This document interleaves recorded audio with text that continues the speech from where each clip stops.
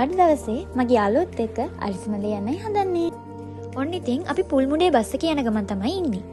ත්‍රිකුණාමල නගරයේ ඉඳලා කිලෝමීටර් 50ක් විතර දුරින් පුල්මුඩේ මාර්ගයේ තමයි අරිසිමලේ ආරණ්‍ය පිහිටලා තියෙන්නේ.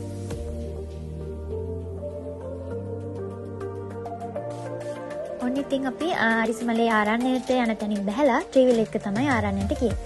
උඩටම වාහන යන්න බෑ තහනම්. ඒ හින්දා අපි ටික ටික දැන් ඉතින් පයින් යනවා. මේ ආරණ්‍යයට යන පාර නම් හරිම ලස්සනයි.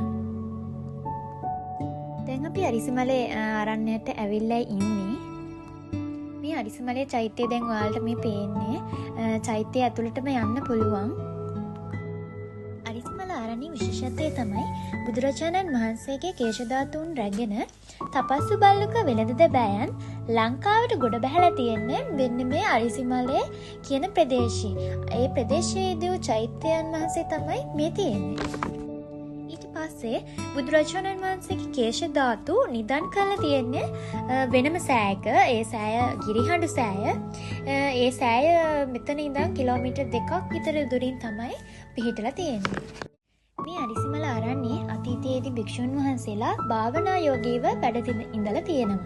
ඒ වගේම අදත් භික්ෂුන් වහන්සේලා මේ ආරණ්‍යයේ භාවනා යෝගීව වැඩවසනවා. මේ ආරණ්‍යයේ මේ චෛත්‍ය හා සලපතල මළුව මේ ළඟදී තමයි සංඝ සතු කරලා තියෙන්නේ.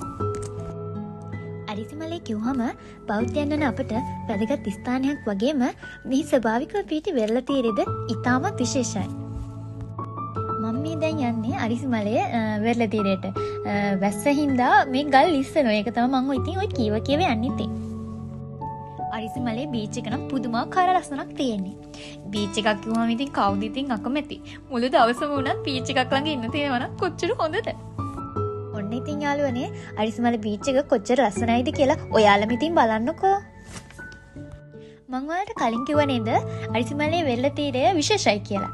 ඔන්න ඉතින් ඒ විශේෂත්වයට හේතුව තමයි මේ වෙරළ තීරයේ තියෙන වැලි. මේ වැලි සම්බ හාල් වලට සමානයි. ඉන්නකො මම වැලි ටිකක් ඔයාලට අතටම අරන් පෙන්නන්න.